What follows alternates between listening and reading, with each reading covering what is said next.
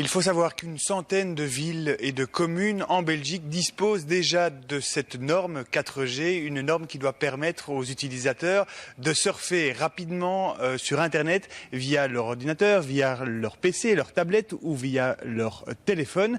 Une 4G qu'il est impossible aujourd'hui en région bruxelloise d'adopter pour cause. Il y a une ordonnance en région bruxelloise du Parlement bruxellois qui l'interdit et qui limite à 3 volts par mètre l'émission, notamment pour les GSM. Voilà pourquoi aujourd'hui, Belgacom dit que si jamais on doit aujourd'hui décider d'utiliser la 4G, il faudra du temps pour rendre opérationnelles les antennes. J'ai à mes côtés le porte-parole de Belgacom. Combien de temps faudra-t-il pour rendre opérationnel si on décide aujourd'hui de faire et d'utiliser la 4G?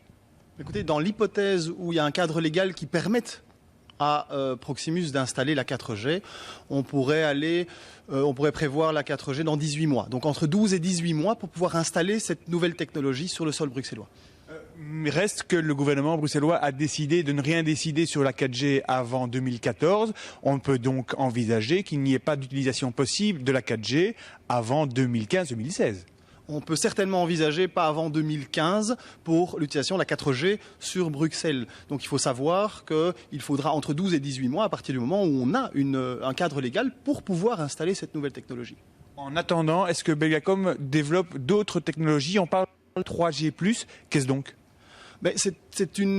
Ce sont des éléments supplémentaires que l'on rajoute, ce sont des investissements que l'on fait sur notre réseau 3G, de façon à pouvoir l'optimaliser pour les clients actuels qui l'utilisent. C'est-à-dire qu'on va jusqu'à des vitesses qui vont 3 fois plus élevées que la 3G normale. Et c'est déjà le cas à Bruxelles aujourd'hui. Les investissements ont été créés, ont été faits en début de cette année-ci pour permettre aux utilisateurs de 3G d'avoir des vitesses qui vont jusqu'à 21 mégas par seconde avec son téléphone portable. Parce qu'aujourd'hui le réseau est engorgé, les communications entre autres peuvent être coupées par cause d'un réseau engorgé? Certainement, donc on parle aujourd'hui une augmentation de 2 fois par rapport à ce qu'on a connu l'année dernière d'Internet mobile de la part de nos clients. Et c'est clair que le 3G+ est important pour pouvoir subvenir aux besoins de ces utilisateurs aujourd'hui. Maintenant, demain, il leur faudra encore plus de capacité. C'est la raison pour laquelle la 4G doit venir sur Bruxelles pour permettre justement aux utilisateurs d'accéder à l'Internet mobile, comme c'est une explosion pour l'instant.